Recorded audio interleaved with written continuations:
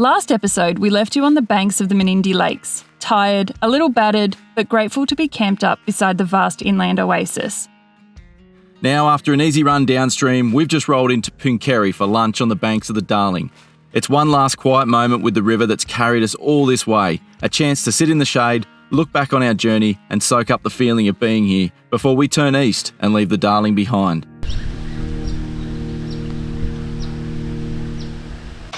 Do you want to cook the bacon in the saucepan or on the barbecue? What have you come up with here, Liz? We're running low on some gear. So we're out of wraps. Holy. We're out of bread. We don't have bread. We're almost out of rice cakes as well. So I cooked some rice this morning. So we're going to do fried rice. We've got bacon, eggs, capsicum, frozen corn, frozen peas, some soy sauce and some sriracha. So very flash lunch. I know. Well, pretty uneventful drive on the sealed road coming into Pooncarie this morning. So we've just arrived back on the Darling River. We crossed the river as we were leaving Menindee this morning. So we keep crisscrossing the river. And this is actually where we're going to say goodbye to the Darling. So the Darling River from here will continue down all the way to Wentworth and join up there with the Murray. That's not too far from here. I think it's probably only about 100 k's from here.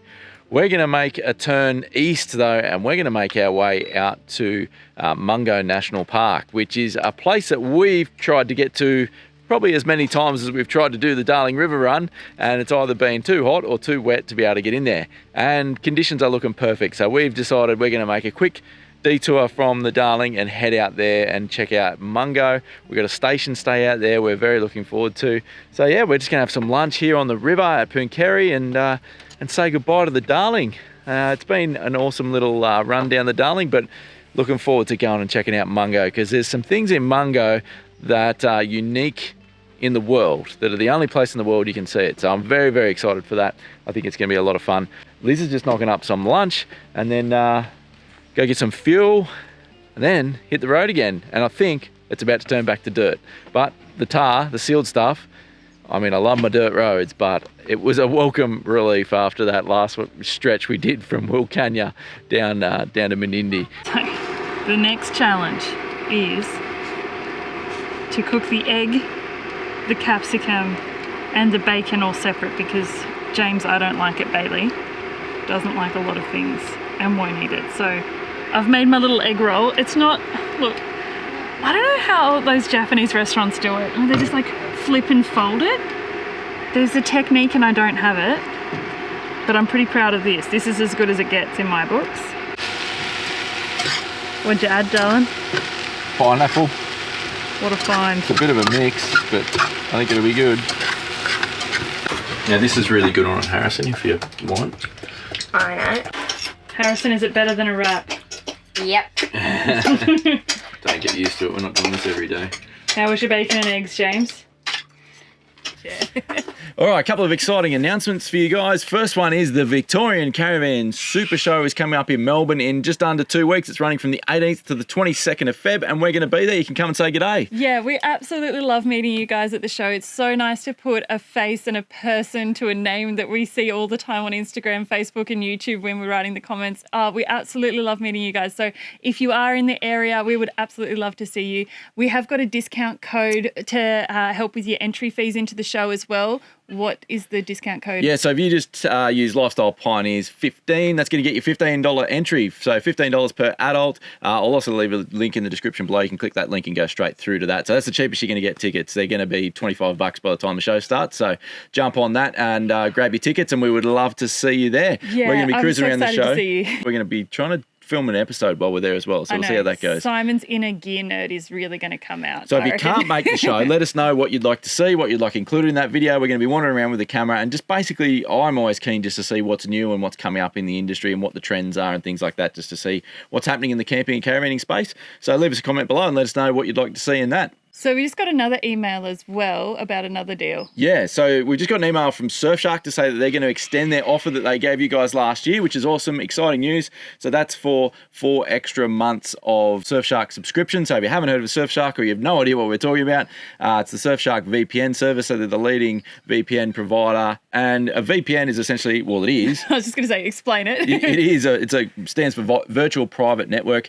And it's basically just a way to protect your data and your privacy while you're online, so you can hide your location, where you're coming from, things like that, which has a whole range of benefits. But what we're actually really enjoying is the way that it integrates with our email, because we get emails from all over the world, some very genuine and many that aren't. So it's really good to have it in there in our inbox and scanning and looking for dodgy emails basically, or where they're coming from and whether there's dodgy links and things like that in the emails. So yeah, that's been really handy for us. Oh, scammers are just never ending. It is. And it's so stressful. That's right. And Ben, I have that one Surfshark subscription and it covers all our devices, both our laptops, both our phones, both the kids' iPads is a big one as well, keeping the kids protected online. And especially when we're in a caravan park recently. I was going to say. Had no Starlink virtually. Yeah, the car was parked on the caravan site, so under all these trees, no Starlink. So we had to use the caravan park's Wi-Fi network. And just having a VPN is just like, yeah, it makes me nervous, public Wi-Fi. Public Wi-Fi. So you can either enter our code TLP at checkout, or you can just go to surfshark.com/TLP and jump in there, and you get, they're going to extend that offer, so you get those 4 additional months. And let us know what you think. You guys have been loving it, so stoked to be able to extend that offer. All right, back to the episode. Let's jump into it. After refueling ourselves, it was time for a quick pit stop for diesel and a few last-minute essentials. The all-important milk supply. Liquid gold, this stuff. I did not adequately ration the milk earlier in the trip and let the kids have it. Oh, I just found some salami. Amazing. Not far out of Pooncarie, the smooth bitumen we've been enjoying gave way to gravel once more, and the familiar dust cloud wrapped itself around the back of our van.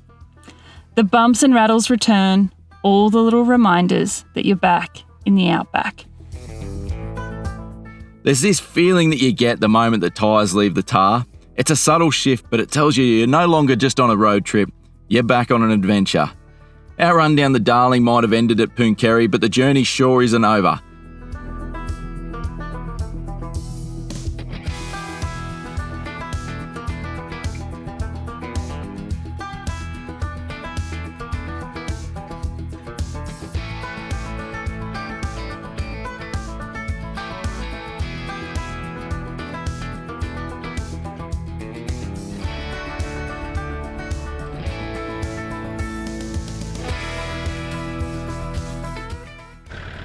It happens every time.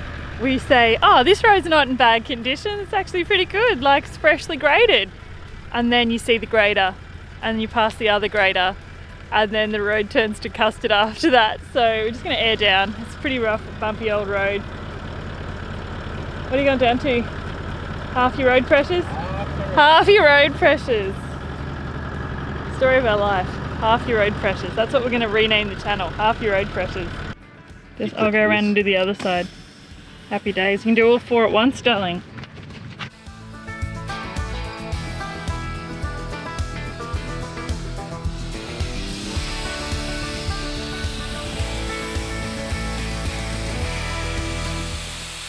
Those corrugations on the edges there, they're really soft, and then you've got these rocks and crap in the middle, and then you can see just behind me here, and then it goes back to hard pack, but the hard pack's got holes and stuff in it, so it's like the road we were driving on from Pooncarie. It's really tricky to find a speed and tyre pressures and everything to suit, but we'll drop a fair bit out here. I might even go a bit lower than half my road pressures, because that's what we ended up with on the Pooncarie Road. So yeah, fun and games, eh? Only like 150 k's of this to go.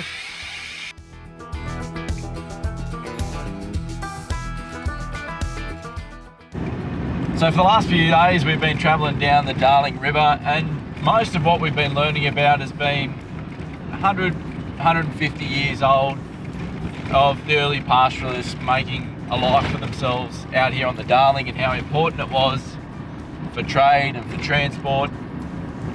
We're going to head out to Mungo now, and we're going to go back a whole lot further in time. And we're talking not even hundreds of years or thousands of years, we're talking tens of thousands of years. There is some incredible history out here at Mungo that I've been itching to explore for a very, very long time.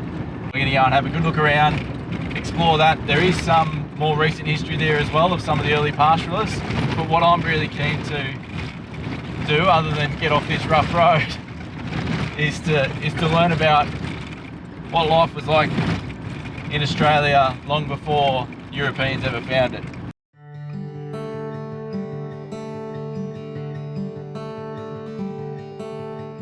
From Pooncarie, we decided to take Ivanhoe Road east before dropping south onto Garnpang Road, the track that cuts across the dry lakebeds of Garnpang, Leha and eventually Mungo.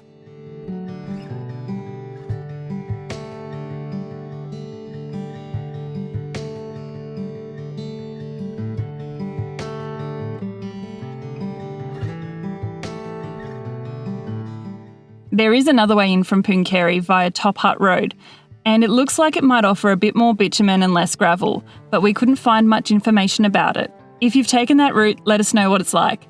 Either way, a couple of hours of dust and corrugations later, we rolled into Top Hut Station.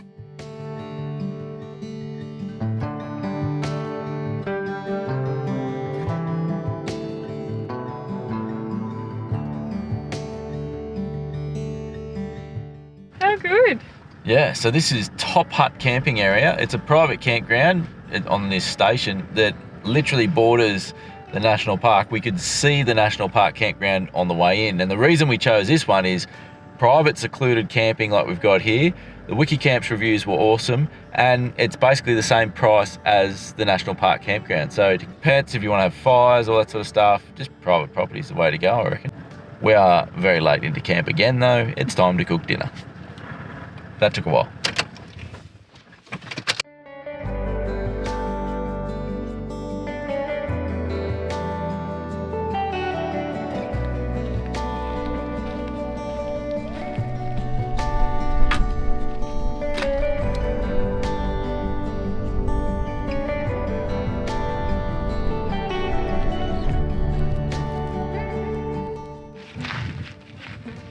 That tea towel looks so good on you. Fuck off.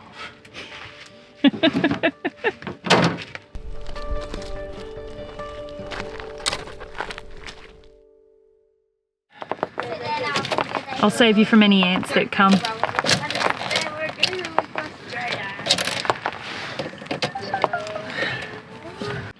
Alright, I think I've got that sorted. I don't know how much water we've lost. So this is our drinking water tank. I'm going to sit up and film this.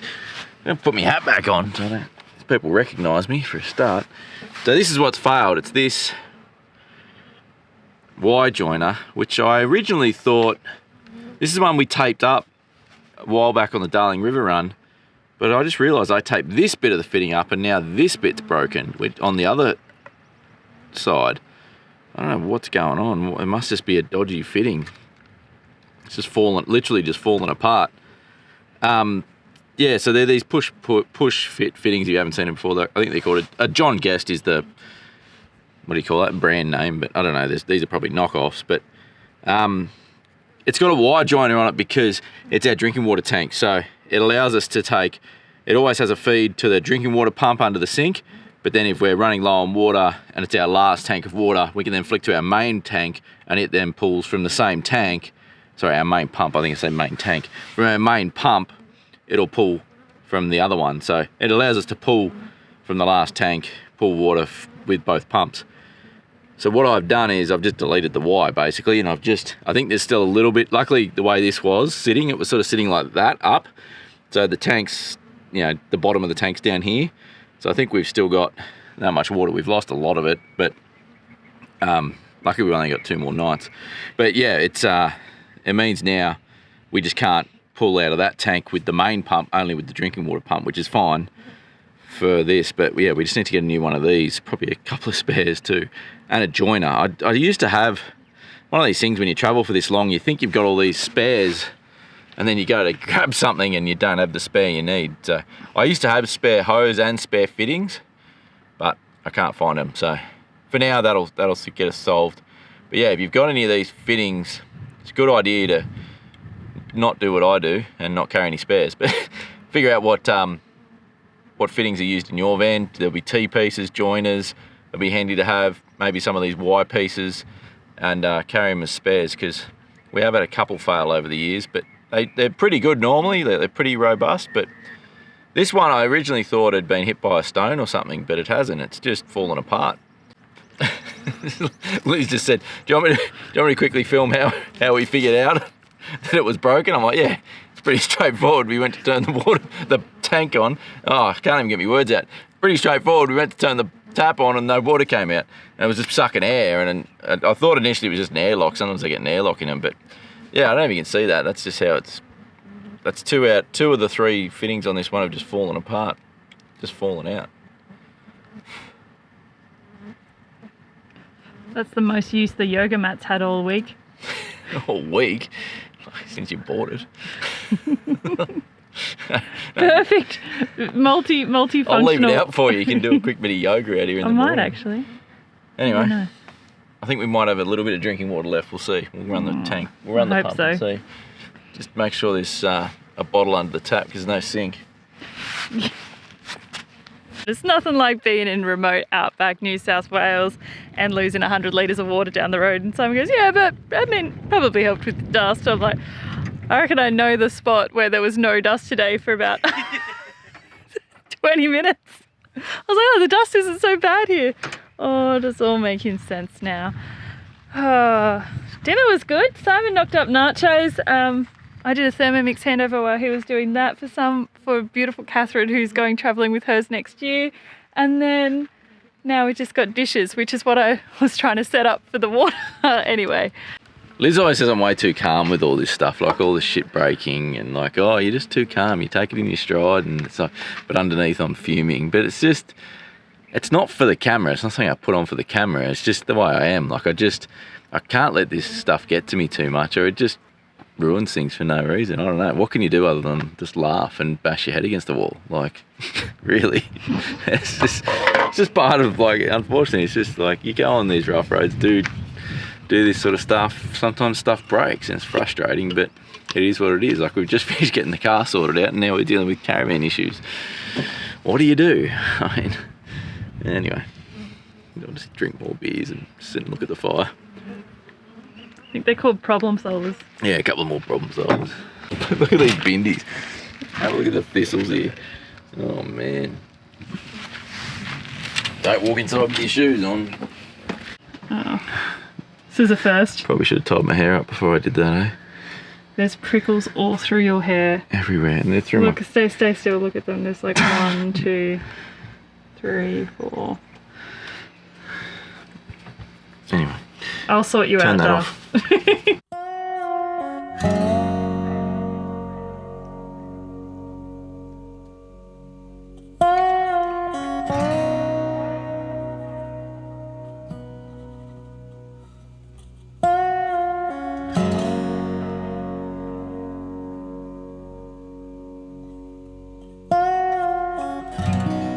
Join us next week on The Lifestyle Pioneers as we peel back the layers of Mungo National Park's prehistoric secrets.